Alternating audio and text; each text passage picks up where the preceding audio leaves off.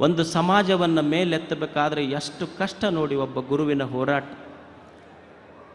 ಒಬ್ಬ ಯೋಗಿ ಅಂದ್ರೆ ಅವ ತಾನು ಬೆಳೆಯುವುದಷ್ಟೇ ಅಲ್ಲ, ತನ್ನ ಸಮಾಜವನ್ನು ಬೆಳೆಸಬೇಕು, ಉಪಯೋಗಿ ಆಗಬೇಕು. ಒಬ್ಬ ಯೋಗಿ ಅಂತ ಯಾರಿಗೆ ಕರೆಯುವುದು ಅಂದ್ರೆ ಎಲ್ಲೋ ಹಿಮಾಲಯದ ಬೆಟ್ಟದಲ್ಲಿ ಕುಳಿತು ತಪಸ್ಸು ಮಾಡುವವನು ಯೋಗಿ ಆಗುವುದಿಲ್ಲ. ಯಾರು ಲೋಕಕ್ಕೆ ಉಪಯೋಗಿಯೋ ಅವನೇ ನಿಜವಾದ ಯೋಗಿ, ಲೋಕೋಪಯೋಗಿ ಅವನಿಗೊಬ್ಬ ಗುರು. ಲೋಕಕ್ಕೆ ಉಪಯೋಗಿ ಆಗಬೇಕು. ಒಂದು ಸಮಾಜದ ಮನಸ್ಥಿತಿ ಏನಿದೆ, ಅವರನ್ನು ಕೇವಲ ಭೌತಿಕವಾಗಿ ಅಲ್ಲ, ಮಾನಸಿಕವಾಗಿ, ವೈಚಾರಿಕವಾಗಿ, ವಿಚಾರದಿಂದ ಎಲ್ಲರನ್ನು ಮೇಲೆತ್ತುವುದು. ನಮ್ಮಲ್ಲಿ ಆ ಭಾವನೆಗಳನ್ನು ತುಂಬುವುದು. ಒಬ್ಬ ಗುರು ನನ್ನಲ್ಲಿ ಅದ್ಭುತವಾದ ಭಾವನೆಗಳನ್ನು ತುಂಬುವುದು.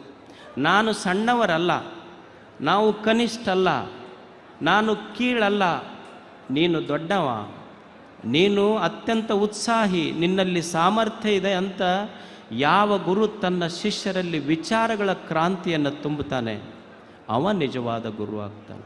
ತನ್ನ ಶಿಷ್ಯರಿಗೆ ಈ ಜಗತ್ತಿನಲ್ಲಿ ಯಾರೂ ಕೀಳಲ್ಲ, ಯಾರೂ ಶ್ರೇಷ್ಠ ಅಲ್ಲ.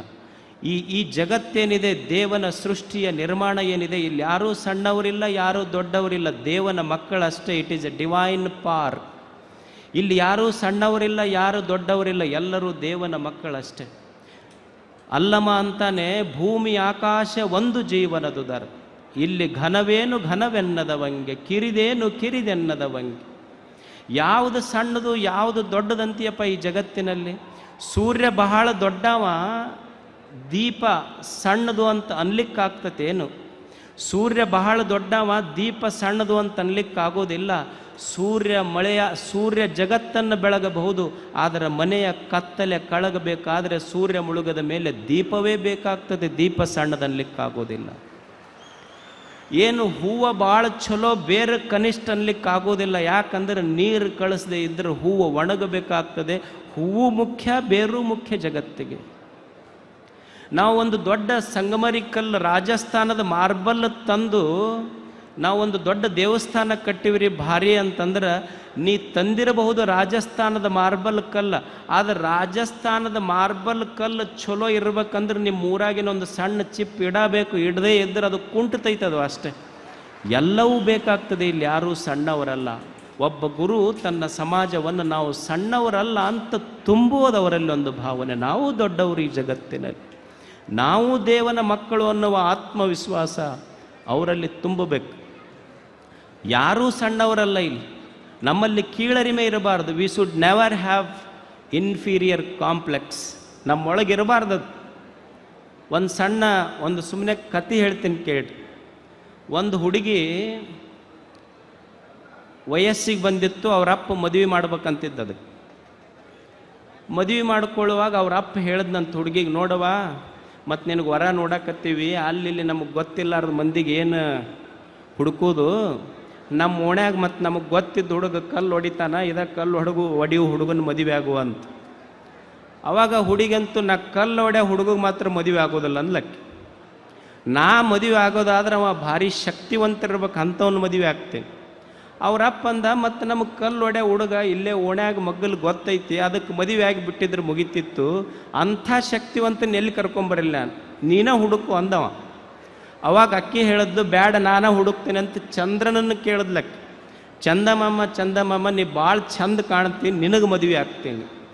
ಅವ ಚಂದ್ರಂದ, ನೋಡವ ನಮಗೇನು ನೋಡೋಕ್ಕಷ್ಟ ಚಂದ, ನಾವು ಅದು ಸ್ವಂತ ಬೆಳಕಿಲ್ಲ, ಸೂರ್ಯನ ಬೆಳಕು ಬಿದ್ದ ಮೇಲೆ ನಮಗೆ ಬೆಳಕು ಬರ್ತೈತೆ ಅಷ್ಟೇ, ನಮ್ಮ ಬೇಡ, ನೀ ಮದುವೆ ಆಗದಿದ್ರೆ ಸೂರ್ಯಾಗ ಮದುವೆ ಆಗ. ಅವ ಸೂರ್ಯನಿಗೆ ಕೇಳಿದ್ಲಕ್ಕಿ. ಅವ ಸೂರ್ಯ ಅಂದ, 15 ಲಕ್ಷ ಕಿಲೋಮೀಟ್ರ್ ದೂರ ಇದ್ದಿದ್ದಕ್ಕೆ 50 ಬಿಟ್ಟು 56 ಅಲ್ಲೇ ಹೋಕ್ಕವಿವು, ಆ ತಾಪಕ್ಕೆ ನೀನು ನನ್ನ ಮದುವೆ ಆಗ್ತೀವ, ಬೇಡ. ಮತ್ತು ಅಷ್ಟೇ ಅಲ್ಲ, ನಾವು ಎಷ್ಟೇ ಪ್ರಖರತೆ ಬೆಳಕಿದ್ರೂ ಒಂದು ಮೋಡ ಅಡ್ಡ ಬಂತು ಅಂದ್ರೆ ನಾವು ಕಾಣೋದೇ ಇಲ್ಲ. ನಮಗಿಂತ ಶಕ್ತಿಶಾಲಿ ಅಂದ್ರೆ ವರುಣದೇವ, ಮೇಘ ಐತೆಲ್ಲ, ಅವನ ಮದುವೆ ಆಗ ನೀನು. ಆ ಹುಡುಗಿ ಆ ಮೇಘದೂತನ ಹತ್ರ ಹೋತು. ಮೇಘದೇವನಿಗೆ ಕೇಳಿ, ಅಲ್ಲ ನಿನಗೆ ಮದುವೆ ಆಗಬೇಕಂತ ಮಾಡೀನಿ. ಅವಾದು ಮೇಘದೂತ ಹೇಳ್ದ, ಮೇಘದೇವ ನಮ್ಮದೇನು ಬೇಡವ, ನಮ್ಮದೇನು ಶಕ್ತಿವಂತರು ನಾವು ಅಲ್ಲ, ಒಂದು ದೊಡ್ಡ ಕಲ್ಲಿನ ಗುಡ್ಡ ಹಿಂಗೆ ನಿಂತು ಅಂದ್ರೆ ಮೋಡಗಳು ನಾವು ಎಷ್ಟೇ ಫೋರ್ಸಾಗಿ ಹೋಗಲಿ ಆ ಕಲ್ಲಿನ ಗುಡ್ಡ ನಮಗೆ ಹಿಡ್ಕೊಂತು ಅಂತಂದ್ರೆ ಮುಗೀತು, ನಾವು ಮುಂದಕ್ಕೆ ಹೋಗಕ್ಕೆ ಬರೋದಿಲ್ಲ, ನೀ ಮದುವೆ ಆಗೋದಿದ್ರೆ ಆ ಕಲ್ಲಿನ ಗುಡ್ಡಕ್ಕಾಗಂತ. ಆ ಹುಡುಗಿ ಆ ಕಲ್ಲಿನ ಗುಡ್ಡಕ್ಕೆ ಕೇಳ್ದ, ಅಲ್ಲ ನೀ ನನಗೆ ಮದುವೆ ಆಗಿ ನೀ ಭಾಳ ಶಕ್ತಿಶಾಲಿ ಅಂತಾರ. ಅವಾಗ ಅದು ಕಲ್ಲಿನ ಗುಡ್ಡ ಹೇಳ್ತಂತ, ನಾವೇನು ಶಕ್ತಿಶಾಲಿ ಅಲ್ಲ, ಆ ಕಲ್ಲು ಒಡೆ ಹುಡುಗ ಬಂದಂದ್ರೆ ನಮಗೊಂದು ಚಾನ ಹಚ್ಚಿ ಹೊಡೆದ್ರೆ ಪೂರಾ ಪುಡಿ ಪುಡಿಯಾಗಿ ಹೋಗ್ಬಿಡ್ತೀವಿ ನಾವು. ನೀ ಮದುವೆ ಆಗೋದಿದ್ರೆ ನಿಮ್ಮ ಓಣ್ಯನ ಕಲ್ಲು ಹೊಡೆ ಹುಡುಗಾಗ ಅಷ್ಟೇ, ನೀ ಏನು ಆಕಾಶದ ಕಡೆ ನೋಡಬೇಡ ಅಂತ. ಅಂದ್ರೆ ಯಾರೂ ಸಣ್ಣವರಿಲ್ಲ, ಎಲ್ಲರೂ ದೊಡ್ಡವರು ಈ ಜಗತ್ತಿನಲ್ಲಿ ಅಷ್ಟೆ. ಅದಕ್ಕೆ ಒಬ್ಬ ಗುರು ಒಬ್ಬ ಶಿಷ್ಯನಲ್ಲಿ ಅರಿವನ್ನು, ವಿಚಾರವನ್ನು, ಜಾಗೃತಿಯನ್ನು ಮೂಡಿಸುವವನು ನಿಜವಾದ ಗುರು ಆಗ್ತಾನೆ.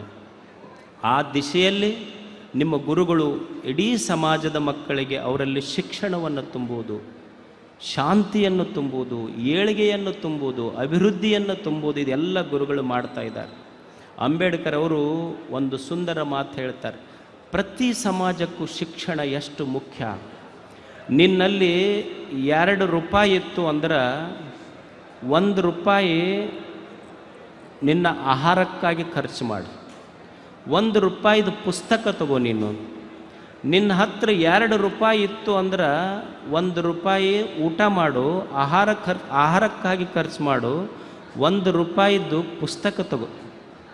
ಯಾಕಂದ್ರೆ 1 ರೂಪಾಯಿ ಕೊಟ್ಟ ಖರೀದಿಯ ಆಹಾರ ನಿನ್ನನ್ನು ಬದುಕಿಸ್ತೈತಿ, 2 ರೂಪಾಯಿ ಕೊಟ್ಟು ತಗೊಂಡ ಪುಸ್ತಕ ನಿನ್ನನ್ನು ಹೆಂಗೆ ಬದುಕಬೇಕು ಸಮಾಜದೊಳಗೆ ಅನ್ನುವುದನ್ನು ಕಲಿಸ್ತೈತಿ. ಪುಸ್ತಕ, ಶಿಕ್ಷಣ ಅಷ್ಟು ಮುಖ್ಯ. ಅದಕ್ಕಾಗಿ ಇಲ್ಲಿ ಗುರುಗಳು ಒಂದು ಶಿಕ್ಷಣ, ಸಮಾಜ ಎಲ್ಲವನ್ನು ಮಾಡಿದ್ದಾರೆ. ಅದಕ್ಕಾಗಿ ನಮ್ಮಲ್ಲಿ ಯಾವಾಗಲೂ ಕೀಳರಿಮೆ ಬೇಡ. ರವೀಂದ್ರನಾಥ್ ಟ್ಯಾಗೋರ್ ಅಂತಾನೆ, ದೇವರೆಲ್ಲದಾನ, he is there, you should never seek him in the dark corner of a temple. ದೇವರನ್ನು ಗತ್ತಲೆಯ ಗರ್ಭಗುಡಿಯಲ್ಲಿ ದೇವರನ್ನು ಹುಡುಕಬೇಡ ಮನುಷ್ಯನೇ. ಓಪನ್ ದ ಐಸ್, ನಿನ್ನನ್ನು ಕಣ್ಣು ತೆಗೆದು ನೋಡು ಒಂದು ಕ್ಷಣ. ದೇವರು ಕೇವಲ ಗರ್ಭಗುಡಿಗಳಲ್ಲಿಲ್ಲ, he is there where the tiller is tilling the hard grounds, where the path maker is breaking the hard stones, he is with them in sun and in shower. ದೇವರು ಕೇವಲ ಗರ್ಭಗುಡಿಗಳಲ್ಲಿಲ್ಲ, ದೇವನು ಎಲ್ಲಿದ್ದಾನಂತಂದ್ರೆ ಬಿಸಿಲು ಮಳೆಗೆ ಲೆಕ್ಕಿಸದೆ ದುಡಿಯುವ ರೈತನ ನೇಗಿಲಿನೊಳಗೆ, ಕಷ್ಟಪಟ್ಟು ಕಲ್ಲು ಒಡೆದು ಮಂದಿರಗಳನ್ನು ನಿರ್ಮಿಸುವ ಕಲ್ಲು ಕುಟಿಗನ ಉಳಿಯೊಳಗೆ ದೇವರಿದ್ದಾನೆ, ಅದು ದೇವರ ನಿವಾಸ. ಅದು He is there with them in sun and in shower. ದೇವನು ಎಲ್ಲದರಲ್ಲಿದ್ದಾನೆ. ಅಂಥ ದಿವ್ಯತೆಯನ್ನು ನಿಮ್ಮೆಲ್ಲರ ಅಂತರಂಗದಲ್ಲಿ ತುಂಬಲಿಕ್ಕೆ ಪೂಜ್ಯ ಗುರುಗಳು ಇದೊಂದು ದೊಡ್ಡ ಕೆಲಸವನ್ನು ಇಲ್ಲಿ ಮಾಡ್ತಾ ಇದ್ದಾರೆ. ಇದೇ ದೇವ ಪೂಜೆ, ಬಸವಾದಿ ಶರಣರು ಕಲಿಸಿದ ದೇವ ಪೂಜೆ ಅಂದರೆ ಸಮಾಜವನ್ನು ಮೇಲೆತ್ತುವ ಕಾರ್ಯವೇ. ದೀನ ದಲಿತನಿಗೆ, ಬಡವ ಬಲ್ಲಿದನಿಗೆ ಅವನಿಗೆ ಅನ್ನ, ಅಕ್ಷರ, ಅರಿವು, ಆಶ್ರಯ, ಆರೋಗ್ಯ, ಆಧ್ಯಾತ್ಮ ದಾಸೋಹಗಳನ್ನು ಕೊಡುವುದರ ಮುಖಾಂತರ ಅವನನ್ನು ಮೇಲೆತ್ತುವುದೇ ನಿಜವಾದ ಪೂಜೆ. ಪೂಜಾ ಅಂದರೆ ಬರೇ ಗರ್ಭಗುಡಿಯಲ್ಲಿ ಕುಳಿತುಕೊಂಡು ಮಾಡುವುದ ಪೂಜೆ ಅಲ್ಲ, ಬಿದ್ದಂಥವನಿಗೆ ಮೇಲೆತ್ತುವ ಕಾಯಕವೇ ನಿಜವಾದ ದೇವ ಪೂಜೆ.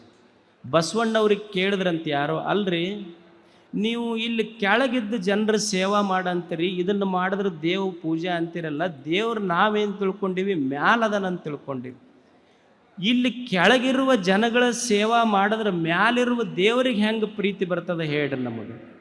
ಜನ ಕೆಳಗದಾರ, ಇವ್ರ ಸೇವಾ ಮಾಡಿದ್ರೆ ಮ್ಯಾಲಿರುವ ದೇವರಿಗೆ ಹೆಂಗೆ ಪ್ರೀತಿ ಬರ್ತದೆ? ಅವಾಗ ಬಸವಣ್ಣವ್ರು ಅಂತಾರೆ, ನೋಡ್ರಿಪ್ಪ, ಈಗ ಒಂದು ತೆಂಗಿನ ಗಿಡ ಐತಿ, ಒಂದು ತೆಂಗಿನ ಗಿಡಕ್ಕೆ ತೆಂಗಿನಕಾಯಿಯೊಳಗೆ ನೀವು ಮ್ಯಾಲ ಹೋಗಿ ಯಾರೂ ಸಕ್ರೆ ನೀರು ಅದಕ್ಕೆ ತುಂಬಿಲ್ಲ, ಯಾರೂ ಸಕ್ರೆ ನೀರು ತುಂಬಿಲ್ಲ, ನೀರು ಹಾಕಿದ್ದು ಬೇರಿಗೆ ಹಾಕಿರಿ. ಬೇರಿಗೆ ನೀರು ಹಾಕಿದ್ರು ಮುಟ್ಟಿದ್ದು ತೆಂಗಿನಕಾಯಿಗೆ ಹೆಂಗೆ ಮುಟ್ಟೈತೋ ಹಂಗೆ ಈ ಜಗತ್ತಿನೊಳಗಿರುವ ಜನರನ್ನು, ಬಡವರ ಬಲ್ಲಿದರ ಸೇವೆ ನೀ ಕೆಳಗಿದ್ದವನಿಗೆ ಮಾಡಿದೆ ಅಂದರೆ ಅದು ಮ್ಯಾಲಿದ್ದ ದೇವರಿಗೆ ತಾನೇ ಮುಟ್ತೈತದು ಅಂತ. ಮರದ ಬಾಯಿ ಬೇರೆಂದು ತಳಕೆ ನೀರೆರೆದರೆ ಮೇಲೆ ಫಲ್ಲವಿಸಿತ್ತು ನೋಡ, ಅದು ನಿಜವಾದ ಸೇವೆ. ಅಂಥ ಒಂದು ಸಂಕಲ್ಪವನ್ನು ಹೊತ್ಕೊಂಡು ಇಷ್ಟೆಲ್ಲ ಹಿರಿಯರನ್ನು ಕಟ್ಕೊಂಡು ಸಮಾಜವನ್ನು ಕಟ್ಕೊಂಡು 25 ವರ್ಷಗಳ ನಿರಂತರವಾದ ತಮ್ಮ ಸೇವೆಯನ್ನು ಗುರುಗಳು ಮಾಡ್ತಾ ಇದ್ದಾರೆ. ಅವರಿಗೆ ತಾವೆಲ್ಲ ಬೆನ್ನೆಲುಬಾಗಿ ನಿಲ್ಲಬೇಕು. ಯಾಕಂದರೆ ಒಬ್ಬ ಸನ್ಯಾಸಿಯಾಗಿ 25 ವರ್ಷಗಳ ದೀರ್ಘ ಪ್ರಯಾಣ ಮಾಡೋದು ಅಷ್ಟು ಸುಲಭದ ಮಾತಲ್ಲ. ನನಗೆ ಪಟ್ಟಾಧಿಕಾರ ಆಗಿ 1 ವರ್ಷ ಆಗಿತ್ತು. ಒಬ್ಬ ಬಂದು ನಮಸ್ಕಾರ ಮಾಡಿ ಕಾಂಗ್ರೇಟ್ ಶ್ರೀ ಗುರುಗಳಂದ, ಅಂದ್ರೆ ಧನ್ಯವಾದಗಳು ತಮಗ ಅಂದ. ಎದಕ್ಕಪ್ಪ ಧನ್ಯವಾದ ಹೇಳಕತ್ತಿ ಅಂದೆ ನಾನು. ಇಲ್ಲ, ನೀವು ನಮ್ಮ ಮಠಕ್ಕೆ ಆಗಿ 1 ವರ್ಷ ಆಯ್ತು, 1 ವರ್ಷ ನಮ್ಮ ಮಠ ಚಲೋ ನಡೆಸ್ಕೊಂಡು ಹೋದ್ರಿ, ಅದಕ್ಕೆ ನಿಮಗೆ ಧನ್ಯವಾದ ಹೇಳ್ತೀವಿ ಅಂದವ. ಅದಕ್ಕೆ ನಾ ಅವನಿಗೆ ಹೇಳಿದೆ, ನೀವು ನಮಗೆ ಹೇಳೋದು ಬೇಡಪ್ಪ, ನಾವ ನಿಮಗೆ ಧನ್ಯವಾದ ಹೇಳ್ತೀವಿ. ಅವ ಭಕ್ತ ಕೇಳ್ದೆ, ಅಲ್ಲ 1 ವರ್ಷ ಆಗಿದ್ದು ನಿಮಗೆ ಹೇಳಬೇಕು, ನೀವು ಉಲ್ಟಾ ನಮಗೆ ಯಾಕೆ ಹೇಳಕತ್ತೀರಿ? ಅಲ್ಲ, 1 ವರ್ಷ ಆಗಿದ್ದಕ್ಕೆ ನೀವು ನಮಗೆ ಹೇಳಿರಿ, 1 ವರ್ಷ ಸುಮ್ಮನೆ ಮಠದಾಗ ಇರಾಕೆ ಬಿಟ್ರಲ್ಲ, ಅದಕ್ಕೆ ನಿಮಗೆ ಹೇಳಕತ್ತೀವಿ ನಾವು ಅಂತ. ಬಿಡ್ಬೇಕಲ್ಲ ನೀವು ಸುಮ್ಮನೆ ನಮಗೆ. ಒಬ್ಬ ಸನ್ಯಾಸಿ, ಈಗ ನಿಮ್ಮ ಮನ್ಯಾಗ ಮಕ್ಕಳಿರ್ತಾರೆ, ಮಕ್ಕಳು ನಿಮ್ಮ ತೊಡೆ ಮೇಲೆ ಹೇಸಿಗೆ ಮಾಡ್ಕೊತಾರೆ, ಹೊಲಸು ಮಾಡ್ತಾರೆ. ನನ್ನ ಮಗ ಹೇಸಿಗೆ ಮಾಡ್ಯಾನಂತ ತಿಳ್ಕೊಂಡು ತೊಡೆ ಕೊಯ್ಕೊಂಡ ತಂದೆ ತಾಯಿ ಯಾರೂ ಭೂಮಿ ಮೇಲೆ ಇಲ್ಲ. ಆದರೂ ಒಂದು ಸಮಾಜ ನಡೆಸುವಾಗ ಸಣ್ಣ ಪುಟ್ಟ ಹೆಚ್ಚು ಕಡಿಮೆ ಹೆಂಗೆ ನಿಮ್ಮ ಮಕ್ಕಳನ್ನು ಕ್ಷಮಾ ಮಾಡಿ ನೀವು ಮ್ಯಾಲೆ ಎತ್ಕೊತೀರಲ್ಲ, ಸ್ವಾಮಿಗಳು ಅಂದರೆ ಸಮಾಜದ ಮಕ್ಕಳು, ನೀವು ಅವರನ್ನು ಮ್ಯಾಲೆ ಎತ್ಕೊಳ್ಳೋ ಗುಣ ಬೆಳೆಸ್ಕೋಬೇಕಾಗ್ತದೆ, ಅವರನ್ನು ದೊಡ್ಡವರನ್ನಾಗಿ ಮಾಡಬೇಕಾಗ್ತದೆ. ಒಬ್ಬ ಸನ್ಯಾಸಿಯ ಸೌಭಾಗ್ಯ ಎಂಥ ದೊಡ್ಡದು ಅಂದ್ರೆ, ನಾವೆಲ್ಲರೂ ಮನೆಯಾಗಿದ್ದಿದ್ರೆ ಬರೀ 2 ತಂದೆ ತಾಯಿಗೆ ಮಗುವಾಗುವ ಯೋಗ ಬರ್ತಿತ್ತು. ಇವತ್ತು ಸನ್ಯಾಸಿ ಆಗಿದ್ದಕ್ಕೆ ಸಮಾಜದ 1000 ತಂದೆ ತಾಯಿಗಳ ಮಕ್ಕಳಾಗುವ ಸೌಭಾಗ್ಯ ಇದು ಸನ್ಯಾಸಿಗಳಿಗೆ. ಅಂಥ ಒಬ್ಬ ಗುರುಗಳು, ಅವರ ಹೆಸರೇ ಸಿದ್ಧರಾಮ, ಇಮ್ಮಡಿ ಸಿದ್ಧರಾಮ ಅವರು. ಸಿದ್ಧ ರಾಮ, ಸಿದ್ಧ ಅಂದ್ರೆ ರೆಡಿ, ಅದರ ಅರ್ಥ ಎವರ್ ರೆಡಿ. ರಾಮ ಅಂದ್ರೆ ಯಾರು ತನ್ನ ಅಂತರಂಗದಲ್ಲಿಯೇ ಆನಂದವಾಗಿರ್ತಾನೆ, ತಾನೂ ಸಂತೋಷವಾಗಿರ್ತಾನ, ತನ್ನ ಸುತ್ತ ಇದ್ದವರಿಗೂ ಸಹಿತ ಸಂತೋಷವನ್ನು ಹಂಚುತ್ತಾನಲ್ಲ, ಅವ ರಾಮ. ಸಿದ್ಧ ಅಂದ್ರೆ ಸದಾ ಸಮಾಜ ಸೇವೆಗೆ ಸಿದ್ಧನಾಗಿರುವವನು, ತನ್ನ ಭಕ್ತರಿಗೆ ಸಂತೋಷವನ್ನು ಹಂಚುವವನು.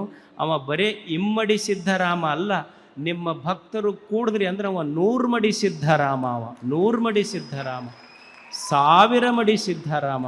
ಅಂಥ ಸಮಾಜದ ಗುರುಗಳಾಗಿ ತಮ್ಮೆಲ್ಲರನ್ನ ಮೇಲೆತ್ತುವ ಕೆಲಸ ಗುರುಗಳದ್ದು ನಡೆದಿದೆ.